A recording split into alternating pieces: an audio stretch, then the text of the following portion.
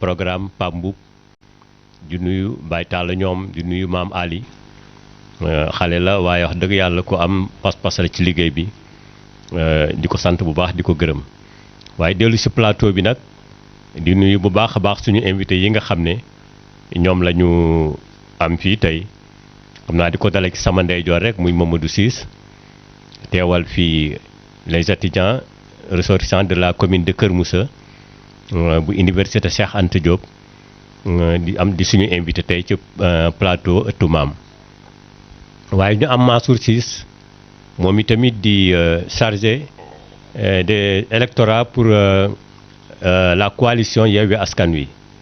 moom itamit ñu am ko fii ci plateau bi muy suñu invité moom xam ngeen ko jaaroon na fi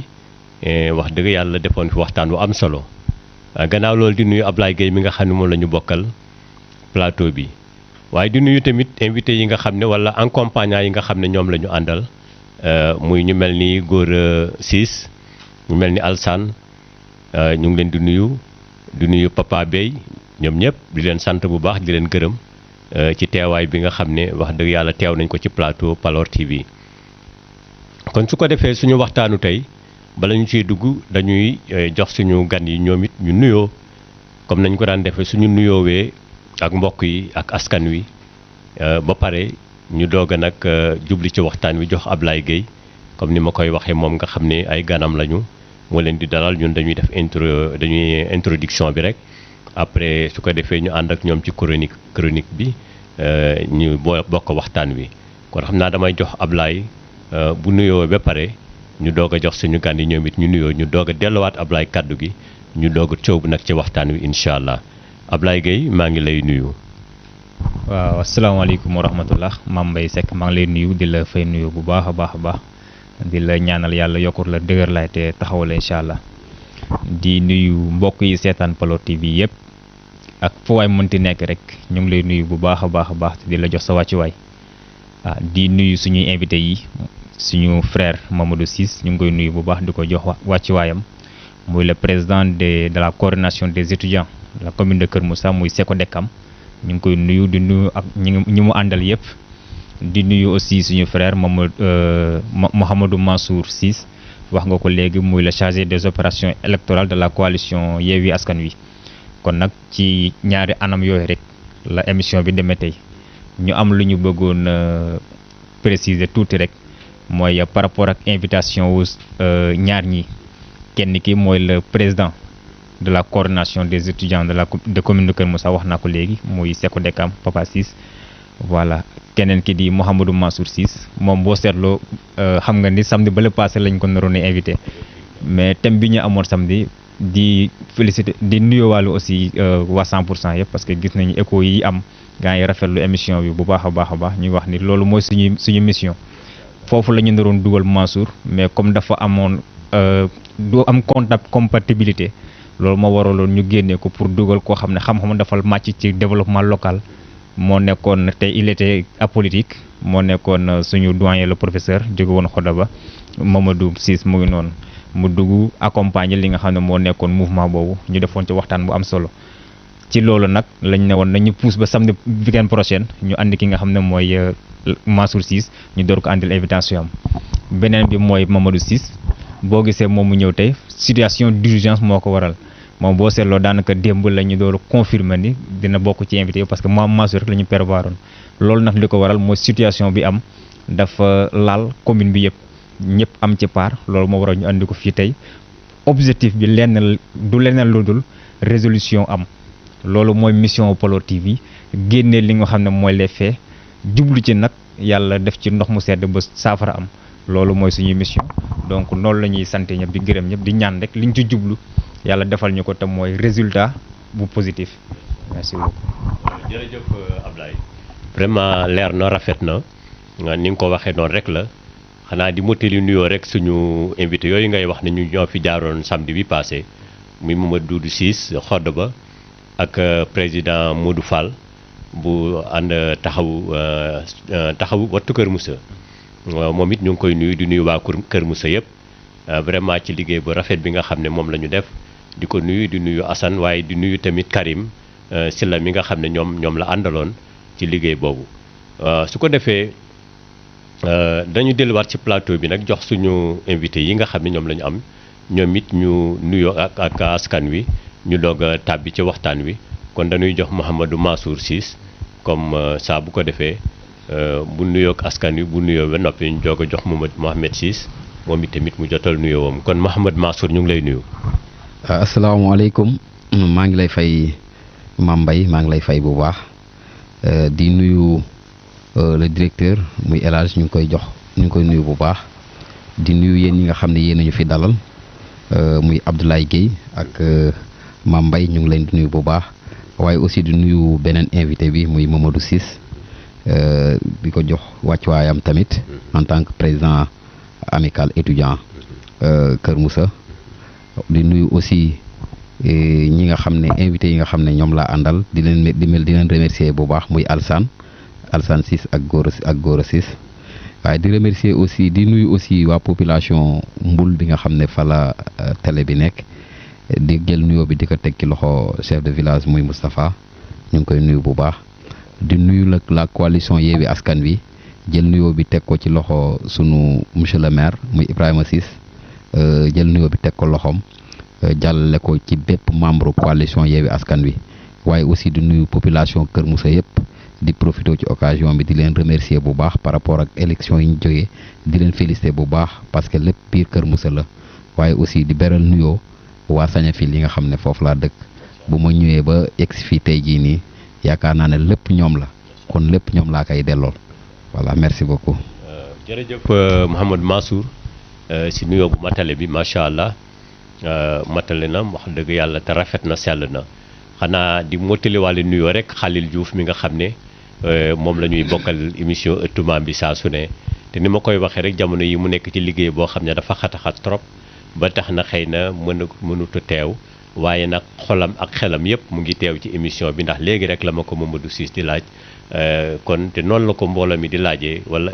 spectateurs yi téléspectateurs yi kon Khalil ñoo ngi lay nuyu di nuyu Nene ak xale yi ñoo ñëpp di nuyu nag waa Beeñ ñooñ beral leen nuyoo bu baax a baax bala may jox Mamadou Ciss foofu ma nuyu waa Beeñ ndax Beeñ su dee Mbul laa dëkk Beeñ mooy sama kër ndax foofu laa gën a miin yàgg ak ñoom ñu mel ni ñoom Pa Daaw ñoom Maar ñoom Sakho ñoom Ibu Pa Omar ñoo ñëpp Khalil mu ndaw Khalil mu mag wax dëgg yàlla di leen nuyu bu baax a baax di leen sant di leen gërëm su ko defee ñu ñëwaat nag ci Mamadou Ciss Mamadou su ko defee nga jël sa micro après ñu jox la kàddu gi nga nuyoo ak mbokk yi ak mbooloo mi ak askan wi asalaamaaleykum Mamadou. waaw waaleykum salaam wa rahmatullah ñu delluwaat rek naan asalaamaaleykum wa rahmatullah di leen jaajëfal di jiital suñu nuyoo ci ki nga xam ne mooy borom kër gi léegi El Hadj di ko nuyu di ko jox wàccuwaayam di nuyu aussi Mame Mbaye di la jox sa wàccuwaay di nuyu également suñu frère bi di le coordonnateur Mouhamadou Mansour ñu ngi lay nuyu di la jox sa wàccuwaay waaye itam di nuyu suñu frère bi Ablaye Guèye di ko jox wàccuwaayam te di ko remercier également di remercier yéen ñëpp ci invitation bi nga xam ne invité ngeen ñu ko waaye tamit di nuyu askanu Kër Moussa yëpp 36 villages yi fi nekk yëpp fu waay nekk ñu ngi lay nuyu di la jox sa wàccuwaay di ñaanal ñi nga xam ne tamit fi mu ne nii dañoo xaw a tawat yàlla saafara leen waaye jiitu yi yàlla yërëm leen te jéggal leen waaye itam di masawu coono étudiants yi ci xew-xew yi nga xam ne ci la ñuy jóge boo seetloo maa ngi ànd ak Papa Bey moom moo ma fi accompagner te li waral ñeneen ñi ñëwuñu xam naa ci biiri waxtaan dinañ ci am luñ ciy développé tuuti waaye itam di beral nuyoo aussi comme ni ko Mouhamadou Mansour defee fi nga xam ne fa laa bàyyeekoo di kilomètre 50 di leen nuyu ñoom ñëpp particulièrement sama famille di nuyu ñëpp di leen jox seen wàccuwaay itam di nuyu waa Mbul mi nga xam ne tamit fi la sama waajur bàyyeekoo moom fii mooy cosaanam donc samay mbokk yëpp ñu ngi Mbul kon yaakaar naa sama kër laa ñëw sama dëkk laa ñëw naa ñu jéemale nuyoo yi foofu noonu rek li ci des bu manqué ngeen xam ne ci ñun la rek waaye am nañu yéene vraiment nuyu ñëpp te ziar ñëpp jox ñëpp seen wàccuwaay. Mouhamed jërëjëf matale na dara manqué wul bu doon ëpp sax dama naan xanaa ëpp la ñuy wax waaye wax dëgg yàlla nuyoo bu matale na te rafet na it tamit nekk na nuyoo xale bu am xam-xam xamit la muy wax je pense que buñ la jiitalee ci présidence su des regroupement des étudiants boobu ñooñu juumuñu ndax ni ngay waxee ku ko dégg xam ne mat nga ko. kon su ko defee dañuy daal di jublu nag ci li nga xam ne moo ñu tax a jóg muy waxtaan bi nga xam ne moom la Ablaye junju léegi ndax lépp loo ci gis rek Paloor TV bi taxawee ko mooy jubluwu ci lu dul leeral andil askan wi loo xam ne dañuy xam li xew xam naka la xewe bu ñu ko xamee nag ba noppi ñu doog a jóg nag ne solution yi lan la war a doon ñu jéem a trouver les solutions loolu dañ koy andiwaat fii ci Paloor TV bi waxaat ko ba nga xam ne solutionné ko ba nga xam ne kenn ku ci nekk da nga gis ne ndeke Paloor TV moom benn miroir la boo xam ne tout le monde la fi nekkal képp ku seetu rek gis sa bopp ndax loolu rek mooy sunu yitte fexe ba di communiquer ñëpp ñi nga xam ne am na loo xam ne mbokk askan wee ko moom buñ ko waree séddoo Paloor TV bi bokk na ci plateau boo xam ne war nañ fa mën a toog jokkoo ci waxtaan ci ba juboo ba ci solution loolu donc moo waral émission bi waral ñu woo fii ñi nga xam ne mooy ku mel ni Mouhamadou Mansour ku mel ni Mohamed Ciss ñu bokk ci waxtaan woowu la ñu bëgg a jox Ablaye su ko defee mu tàmbali ko ñu dugg ci biir di ñaan yàlla lépp lu ñu fi wax rek yàlla na nekk loo xam ne lu dëppook li suñu yéene la te mooy defar rek incha allah jërëjëf Mohamed Ablaye. jërëjëf merci beaucoup Mame Mbaye merci beaucoup di jaajëfalaat ñaari invité yi nga xam ne def nañu nuyoo yu am solo yëpp. wante di toppaat seen ginnaaw di jox wàccuwaay bu baax ña nga xam ne ñoom tudd nañ leen ñu seen mbokk yu jege ñoom itam ñu leen di nuyu bu baax a baax a baax a baax comme ni nga ko waxee rek dañuy dem ci vif du sujet parce que xaw nañu accuser un peu de retard wante soppee yi ñu jéggal ñu loolu rek parce que lépp c'est humain voilà am na loo xam ne nit mënu ko daw ba mu jeex daal xam naa pour ñu dem rek dañuy tàmbalee ci ki nga xam ne mooy Mouhamed Mansour voilà di ko ñaan mu jël micro am peut-être que balaa ñoo àgg ci Papa Ciss xam naa du yàggul lool su ko defee rek nit ñi xam ni ñaari thème la ñuy waxtaanee ñaari thème différent benn bi aspect politique la am beneen bi aspect social la am mën nañ ko tuddee noonu parce que voilà ci domaine boobu la nekkee voilà kon ñaari thème yi laaloowul ñu xamee ko noonu voilà fi ñuy tàmbalee nag mooy Mansour ni mu ko waxee léegi xam nañ ni Mouhamadou Mansour moom mooy le chargé des opérations électorales bu la coalition Yewwi Askan Wi ci fii ci commune bi Kër Moussa gis nañ la ci ay vidéo ay sorties yu bëree bëri ñenn ñi ci Paloor TV yeneen ci yeneen chaîne ñu leen di nuyu seen presse locale boobu yëpp aussi di leen jox seen wàccuwaay ginnaaw élection yi gisoon nañ fi ay résultats yoo xam ne génnoon ñu tuddee ko ay résultats provisoires ñëpp jàppoon ni le maire Momar Ciss moo génne à la tête ñu tegal ci benn fan wala ñaari fan wala moitié journée yéen aussi votre coalition ngeen génn jubilé ni wane ni yéen a gagné élection yi tegu ci ay chiffres phénomène boobu la ñu bëgg bu fekkente ne am nga ci aspect bu clair boo mën a expliquer askan yi lan moo waral loolu. waaw merci beaucoup Ablaye. waaw merci beaucoup Ablaye ci question bi dinaa sawar ci tontu ci lool ndaxte dañoo jóge ci élection te bi ñu jógee ci élection ku ne xam nga ne mbiru élection liñ naan parti politique wu élection moom mooy résultat yi dañoo ñëw guddi élection yi xam nga parti politique bu nekk wala coalition bu nekk da ngay defar say résultat c'est-à-dire say représentant bureau de vote yi dañ lay jox information yi à temps yow tam ngay travailler ci benn tableau boo xam ne chaque fois ci ngay def say calcul par rapport ak bureau de vote yi nga am looloo waral nag guddi bi nga xam ne élection yi jeex na ci guddi gi jour élection yi ci guddi gi ñu gis ay résultats génn résultats yooyu nag du suñuy résultat mais résultat beneen camp bi la muy camp Benno Bokk Yaakaar ñoom seen calcul yi boo gisee ba fan yooyu yëpp ñoom ñoo génnee résultats yooyu ba dem nañ sax ba ne résultats yi sous préfecture la jógee te foofu sous préfecture du structure boo xam ne moo habilité joxe résultat commission de recensement commission départementale de recensement des votes moom mooy joxe résultat léegi ñun tam bi ñu defee suñuy calcul yi ñu gis nañ ñun tamit ñun dañoo gagné élection yi. le même jour. non parce que ñun yàkkamtuwuñu woon le lendemain ñun yàkkamtuwuñu dañoo jël suñu temps def suñuy calcul yi ba xool xam ne lii génne ci tukkee ci élection yi ñun ñoo ko gagné loolu waraloon coow li amoon yépp nag parce que suñuy représentant bureau de vote yi ñoom ñoo ñu doon jox les informations à des bureaux de vote mais ñun on a préféré attendre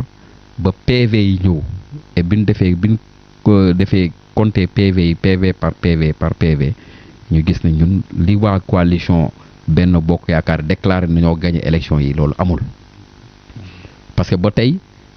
ba 2 jours ba 3 jours ba 4 jours après élection yi amul benn résultat bu génn résultat yi doon génne yépp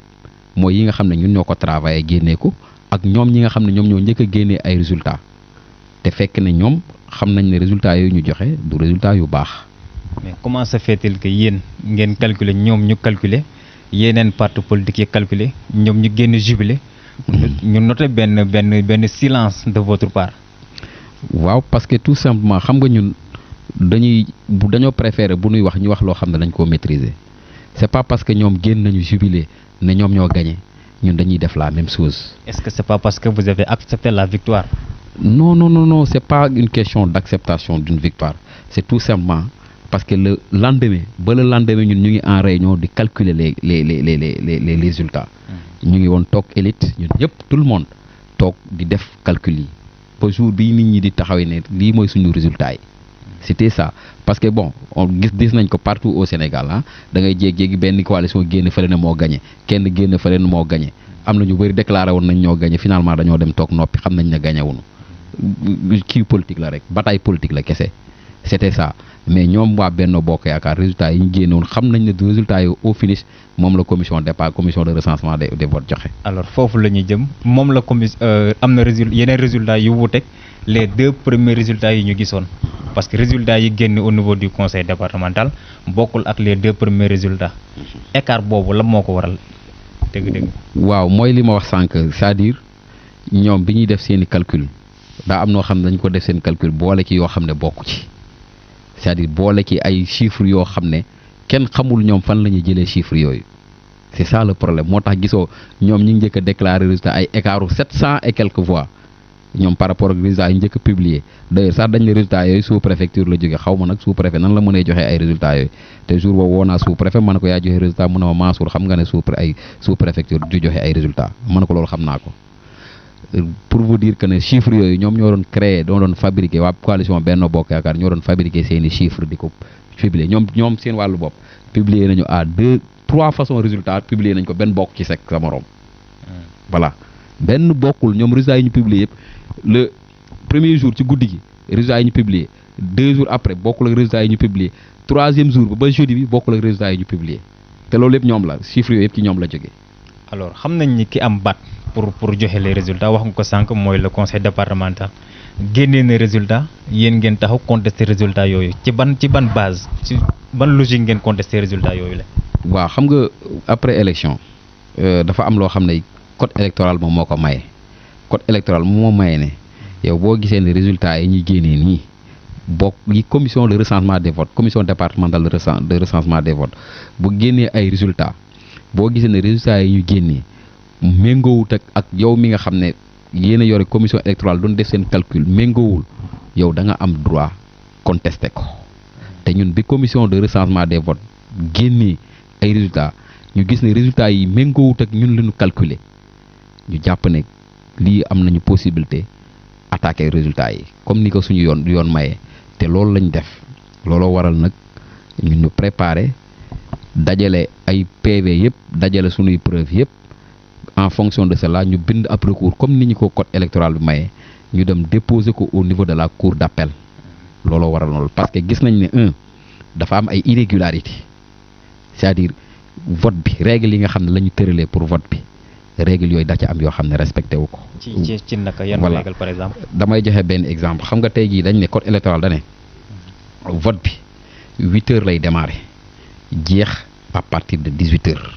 loolu mooy principe élection maintenant bu ñu demee ba 18 heures ñu gis ne am na benn affluence bu ñëw am na ñoo xam ne dañoo bëri nañ ñu ngi ci rang bi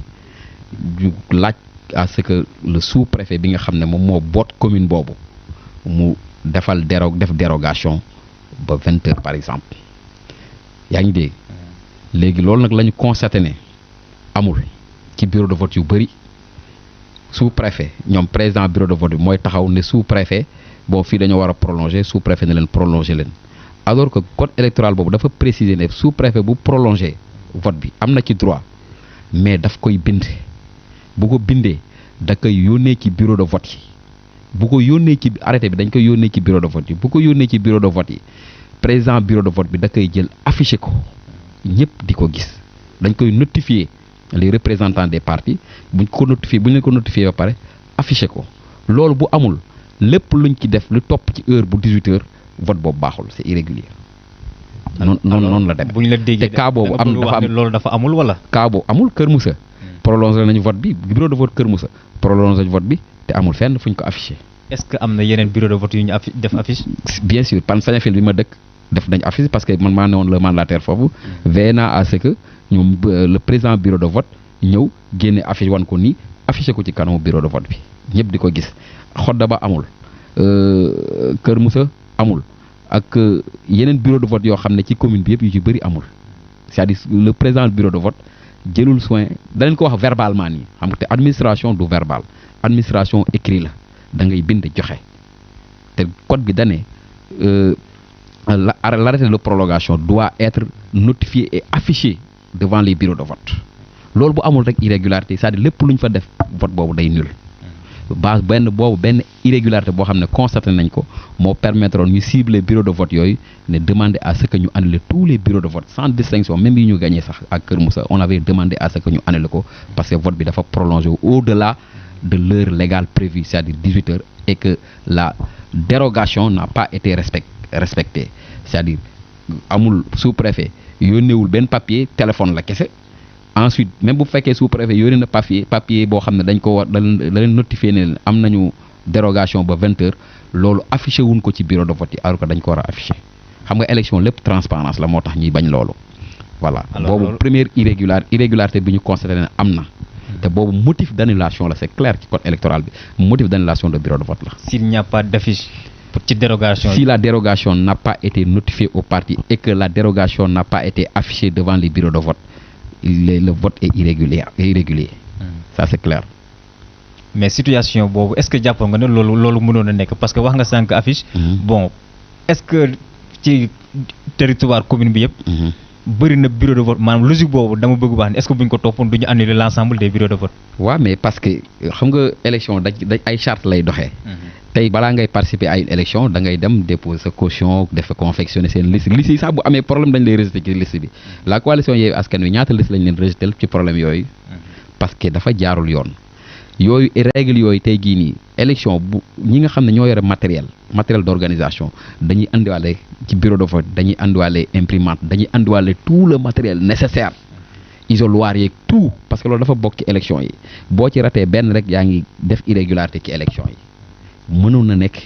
à tous les bureaux de vote de la commune de Kër Moussa loolu dañ ko waroon def affiché ko en tout cas mandataires yi wala représentant bureau de vote yi dañu waroon veiller à ce que le président mu affiché ko bu ko affiché wul ñu arrêté vote bi loolu mooy yoon. ci loolu ngeen basé wu pour def seen recours. boobu mooy irrégularité bi ñu constaté ne am na dans certains bureaux de vote comme ni mu la ko waxee sànq muy Kër Moussa muy Xodda Ba. yeneen yi nag du ay irrégularité si par rapport aux règles mais ay fraude la yoo xam ne dañ ko constaté. te loolu lañu basé woon aussi pour demander annulation yeneen bureau de vote yu mel ne par exemple Tougoni yu mel ne par exemple Ngomen yu mel ne par exemple Saint-Benoît yu mel ne aussi Ndey bureau de vote yooyu moom la fa xew ak aussi Landu parce que loolu foofu cas bu nekk ak kaam dafa xew boo jëlee par exemple kaaw Tougoni foofoo gën a doy waar fa nga xam ne fa la maire dëkk parce que foofu dañoo constaté ne nit ñi dañ doon voté di def lu leen neex que ne am na ñoo xam ne sax voté nañu te ils ne sont pas inscrits parce que ñun avant ñuy dem élection dañoo jël fichier bi jox ko sunuy représentant bureau de vote ku bëgg a voter mu vérifier xool ndax mu ngi ci liste bi nga xam ne ñun yor nañ ko bu fekkee new fa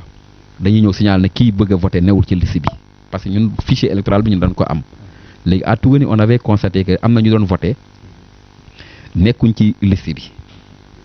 c'est des yooyu ay fraude la yooyu tudd ay irrégularité yooyu ay fraude la maanaam bu ñu ko doon wax ci wolof dañ naan sàcc la parce que ku war a vote ku warul voté loolu ab sàcc rek lañ ko mën a tuddee peut-être France tubaab mooy rafetal naan fraude boobu concerné nañ ko Tugani boo jëlee bureau bu mel ne Saint-Benoît dañoo voté ba pare renseigné wuñu bureau kii résultat yi des PV non renseignés looloo fa xew te yooyu nag yi ma lay wax ni bureau yi ma lay wax ni par exemple boo jëlee bureau Tugani lépp moom a raw ka raafale ay ko yeneen coalition ay 2 voix 3 voix 4 voix lañ fa am Saint-Benoît la même chose Saint-Benoît rañoo PV yi dañoo pare renseigné wuñ ko les résultats n'ont pas été renseignés sur les PV boo jëlee beneen cas bu mel ne Ngomeen aussi foofu tamit lu doy waar moo fa xew ndaxte mën nañu wax ne l'essentiel ña voté yëpp Momar la ñu voteel mais problème bi mooy ay dañoo constaté ne foofu aussi même cas ay nit ñoo xam ne dañ doon voté te amuñu droit voté ensuite pire encore résultat yi renseigné wuñ ko ak boo jëlee aussi lu mel ne ndëy du ma seen wolof avant ndëy seen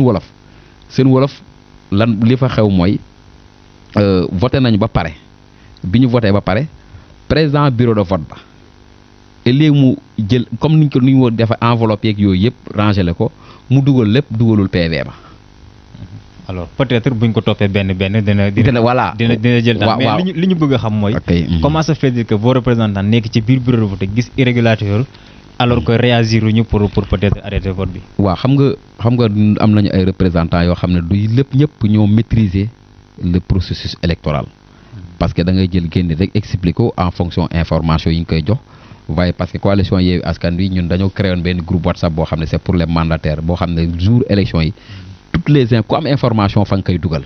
mais malheureusement ci ñun am na ñoo xam ne amoon nañu ay information mais jotuñu koon dugal après la ñuy soog a jot ces informations di wax ne loolu aussi bokk na li tax aussi ñu gën ñoo porter préjudice le fait que information yi bon après di nga xam ne def nañu PV ak yëpp jàll si lañ koy soog a xam beneen bi may leeral ak encore foofu mooy bureau de vote yi ma la wax yëpp annulé nañ leen ci élection yi. finalement dañu mujjee annulé bureau de vote mooy bureau de vote yi ma mujjee cité mooy yi nga xam ne dafa am fraude waxuma yi nga xam ne dafa am irrégularité mais yi am fraude mooy bureau de vote Tugani annulé nañ ko bureau de vote Ngomeen annulé nañ ko bureau de vote Saint-Benoît annulé nañ ko bureau de vote Ndey annulé nañ ko bureau de vote aussi même bureau de vote Tago bi nga xam ne ñun ñoo gagné dañ ko annulé parce que tout simplement président bureau de vote ba je ne sais pas ndax moo ko def exprès de bonne foi wala de mauvaise foi mais en tout cas la mu def jàpp ma ne un président de bureau de vote war na ko mën a defar lépp classé lépp PV bi dugal renseigné wu résultat yi loolu mënuma comprendre un président de bureau de vote moom mu def loolu te loolu moom moo ko war ñu annulé bureau de vote boobu bu tago bi parce que le président ci boppam jël na lépp enveloppe bu mag bi nga xam ne moo war a contenir les résultats ak yooyu dugalu ko. donc cité nga fi 5 su ma mënee fekkee kon na 5 bureau de vote yoo xam ne. 6 bureau de vote ak benn bureau de vote numéro 7 bu Kër Moussa boobu tam cas fraude la aussi moo tax annulé nañ ko. maintenant dañuy ñëw léegi xam naa maam balaa ñoo ñëw ci papa par rapport ak li waral ñoom ñu dugal recours mais bëri na loo xam ne wax nga ko fii ne ce sont des fraudes ay incohérences et tout mais malgré tout dugal ngeen recours am na lu leen tribunal répondre mooy insuffisance de preuve. waaw xam nga souvent en matière électorale chaque fois preuve yi day doon loo xam ne lu difficile lay doon moo tax souvent dañuy préconiser avant élection yi avant jour élection yi sax ñu wut ab huissier boo xam ne woo yore ay appareil photom ak équipe am yoo xam ne ñooy def descente fépp fu am problème ñoom ñooy dem photo pare bu ñu paree ñoom ñu defar seen PV ñoom boo xam ne day authentifier ne la ñu wax am na loolu nag boo ko amul ça sera difficile preuve yi ngay andi mu suffisant pour tribunal basé wu ci pour jox la dëgg mais li mën a leer te leer mooy ces fraudes là am na parce que ñun boo xoolee suñu recours bi pratiquement le même jour recours yi ñu rejeté yëpp dañ ko rejeté sur la base de la recevabilité maanaam l'avocat ou le procureur général bu mu ñëwee ñun bi ñu duggee ba mu ñëwee la mu njëkk wax mooy suñu recours bi moom bëggul woon sax ñu dugg sur le fond dafa ñëw ne recours bi c'est pas recevable parce que nous n'avons pas respecté les délais les résultats yi yaa ngi génn le 28 alors que résultat yi amoon nañu délai 5 jours ñun malheureusement on n'a pas respecté ces 5 jours moom loolu la doon campé débat am mais moom ba muy waxee loolu xam na ne dafa juum parce que résultat yi vendredi la génn samedi férié la samedi du ñu liggéey dimanche du ñu liggéey alors que les délais en matière électorale c'est des délais francs c'est-à-dire du ñu wàññi week-end yi du ñu wàññi jour bu fekkee férié dafa am jour yooyu duñ ko wàññi premier jour bi duñ ko wàññi dernier jour bi duñ ko wàññi 5 jours yi noonu lañ koy wàññee voilà moo tax nag ñun boo xoolee 10 cas yi ñu doon statuer le même jour lundi ba ñun lañ ci déclaré recevable lañ dem sur le fond pour vérifier fraude yeeg yooyu mais ñi des yëpp xooluñu sax ci biir dossier bi dañ leen rejeté parce que le recours n'est pas recevable quoi. alors sur le fond la ñu rejeté ces recours. voilà sur le fond waaw. est-ce que preuve yi ngeen joxe maanaam ce sont des preuves palpables maanaam dafa bëri ñuy jàpp ni yéen da ngeen ñàkk ba pare ñànki. voilà xam nga tey gii di loolu dafa may def sax ay reetaan xam nga lu tax waaw bu ñu tëralee yoon ne ku jalgati yoon nañ ko teg ci yoon waaw ñun loolu rek lañ def élection ay yoon la bu doon loolu ay charte ay code électoral ak yooyu yëpp du am xam nga boo gisee mu am code électoral c'est pour juste élection yi jaar yoon bañ nañ ko monde bi partout foo dem surtout en Afrique dañuy li ñuy décrier mooy élection yu transparente ak yooyu moo waral règle yi ñu teg ko ñu ne règle yi nag bu ngeen ci tënkuwul nag vraiment ay élection am ñeneen ñi am nañu droit li leen yoon may ñu def ko c'est aussi simple que ça ji nga ki nga xam ne dañ jàpp ne dafa sàcc dañ koy jël teg ko ci yoon mais buñ ko bàyyee noonu naan ay léegi lii noonu c'est pas ça ñun ñàkkuñu ñànki c'est ça le problème ñun on est des bons perdants bu fekkee dañoo ñàkk dañuy perdre dans la dignité mais nag quant à voie de recours voie de droit yi nga xam ne moom la ñu yoon may mais dañ ciy dem ba jeex ñu lool